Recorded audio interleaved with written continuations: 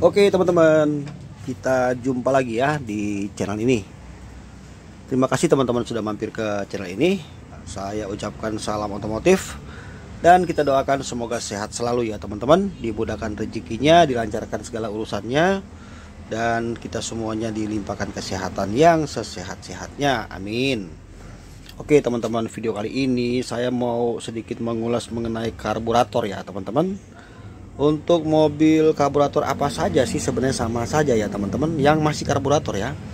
Tapi di sini saya ada contoh untuk mobilnya itu Kijang ya teman-teman. Ini untuk Kijang 7K ya 1800 cc. Ini untuk 3K ya 4K. Nah jadi gini teman-teman ya, saya ingin jelaskan kepada teman-teman ada masalah-masalah yang terjadi pada mobil karburator ya, yang berhubungan dengan karburator. Ya ini saya utamakan buat teman-teman sebagai pemilik mobil ya, supaya kita yang tadinya nggak tahu sekarang kita bisa menambah lagi wawasan kita ya teman-teman. Kita jadi paham lah gitu ya, apa sih yang menjadi kendala-kendala pada mobil karburator kita ya. Apakah itu mobil kita Kijang ya, Corolla DE, KE30, Corona, lain-lain ya. Nah teman-teman, jadi masalah yang sering ditimbulkan pada mobil karburator itu ya biasanya ya umum ya, itu kadang-kadang apalagi kalau kijang-kijang lama tuh ya, itu kalau digas kan suka nyangkut ya, atau kadang gasnya suka besar sendiri, suka kecil sendiri ya, baru digentak gitu baru dia balik ya kan. Kemudian nggak mau langsam ya, atau gasnya itu kadang gede kadang kecil ya kan. Nah teman-teman di sini lihat ya, saya ambil contoh ya, ini untuk yang 7K ya tadi ya, ini habis saya perbaiki teman-teman, karena kemarin ini parah banget ya. Sudah saya buat video sebelumnya. Jadi kalau untuk kita mengatasi dia mampetnya parah, bisa dengan cara merebus ya. Sudah saya buat di video sebelum ini ya, sudah saya buat. Nah, jadi teman-teman perhatikan ya di sini.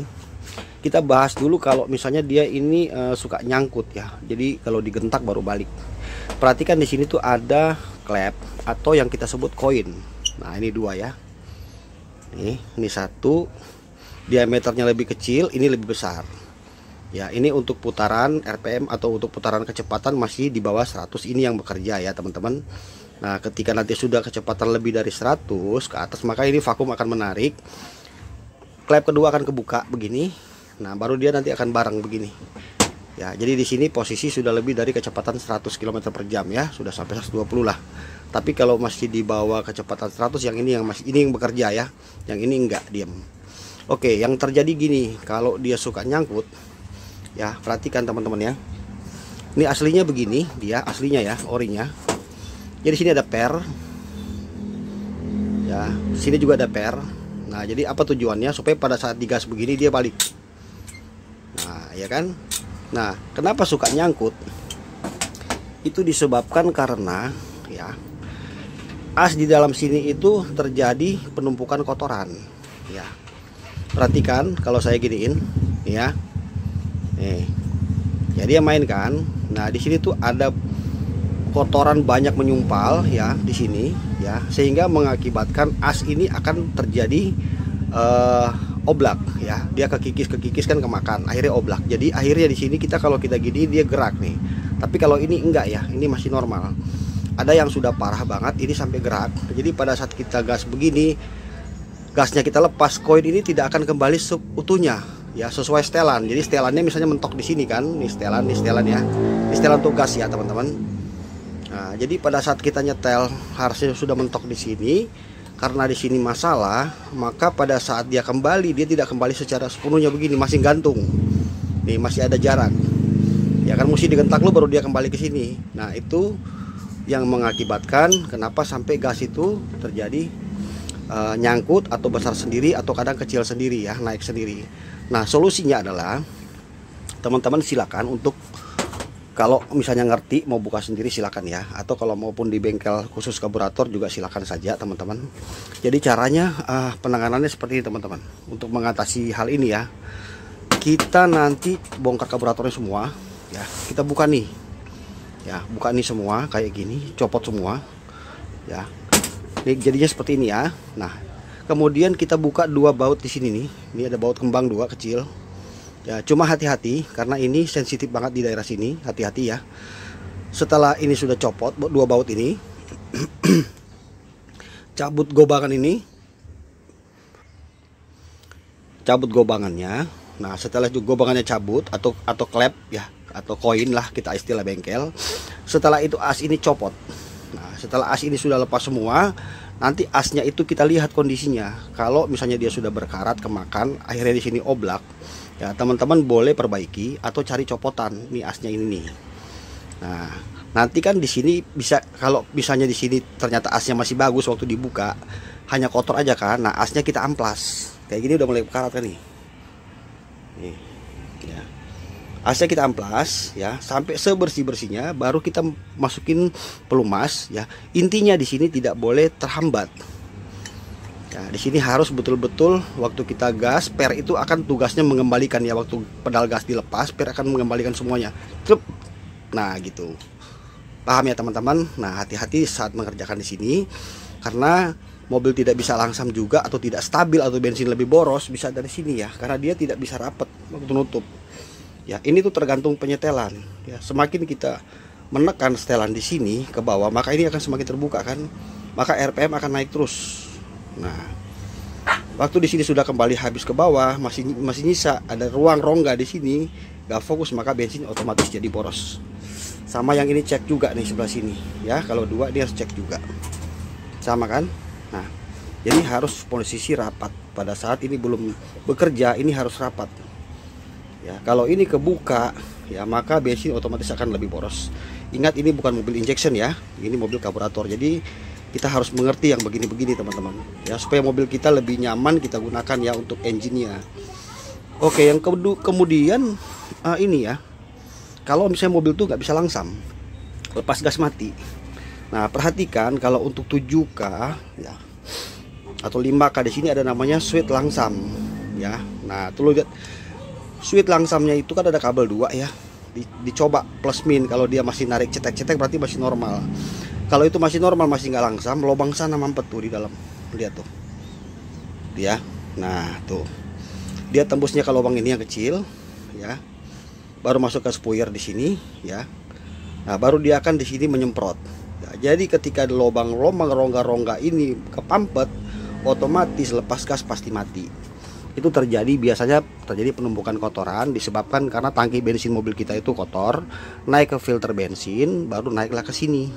Maka kalau perbaiki karburator itu ya, kalau sudah bersih kita semprotin, jangan lupa untuk menggantikan filter bensinnya sekalian.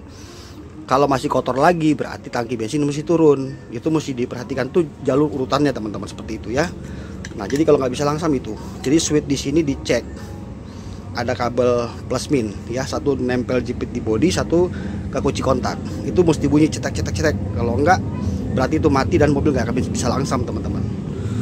Oke, yang selanjutnya perhatikan di sini ya teman-teman. Ini bagian bawah sini tuh tidak boleh sampai melengkung. Nih, ini yang bisa bikin juga faktor mobil tidak bisa stabil. Ya, ini tuh harus rata teman-teman. Ya, nggak boleh miring. Nih ya, harus rata nih. Nih, lihat nih. Ketika di sini ada rongga, ada celah ya, di tengah kah atau di sini, maka ini akan terjadi namanya mobil tidak bisa stabil ya. Kita maunya mobil itu digas tinggi terus ya, karena di sini nggak rata nih permukaannya. Nah, jadi waktu dibongkar perhatikan ini ya, harus rata, nggak boleh miring. Kemudian untuk menaruh packing juga, packingnya di sini harus diperhatikan ya. Kalau di sini dia melengkungnya tidak terlalu banyak, bisa kita bantu pakai packing TBA ya, TBA pakai packing. Dan lubang di sini perhatikan, ada lubang satu untuk udara, satu enggak. Jadi jangan terbalik pada saat pemasangan ya, sama nih ya, karena karburator tuh kalau dipasang, kalau salah-salah bisa terbalik teman-teman. Nah, lalu selanjutnya packing intake pada manifold itu diperhatikan juga, bagian yang nempel kepada mesin ya, pada cylinder head. Itu kan ini kan nempelnya di intake ya kan. Jadi yang masuk ke manifold, masuk ke cylinder head itu, situ ada packing, itu nggak boleh bocor ya. Kalau di situ bocor percuma, ada udara yang masuk. Oke, yang selanjutnya teman-teman perhatikan ya. Kalau pada saat kita ingin mengganti spoiler ya, maka di sini perhatikan yang satu ada spoiler di sana kelihatan ya. Nah, satu lagi sebelah sini kan ya. Nah, spoiler yang sini mewakili koin yang ada di sini. Ya, spoiler yang satu lagi ini mewakili koin yang ada di sini. Jadi seberapa jumlah bensin yang masuk akan melewati spuyer ini dua.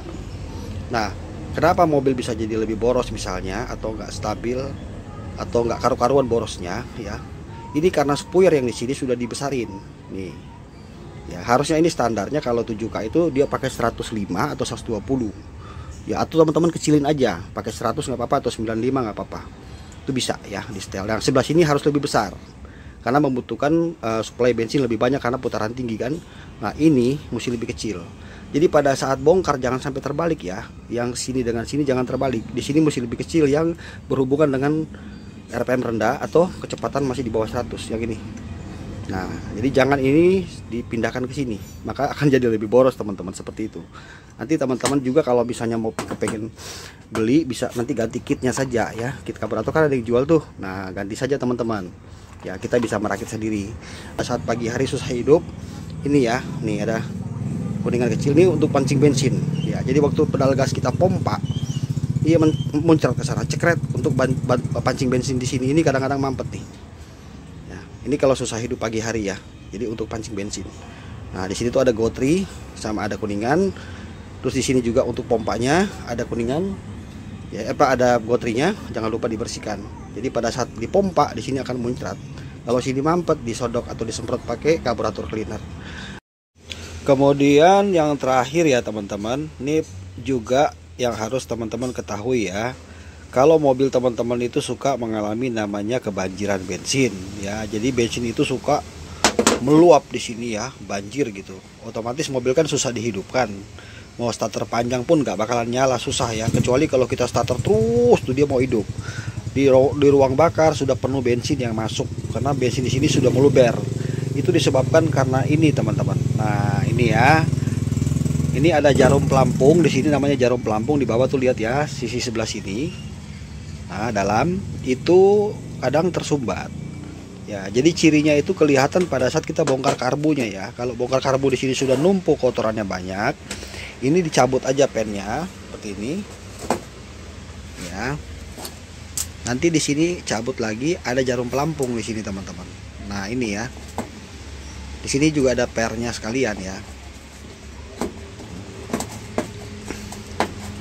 Ini tuh kalau pas kita bongkar karburatornya, jangan lupa ini untuk dicabut sekalian. Tapi hati-hati ya teman-teman.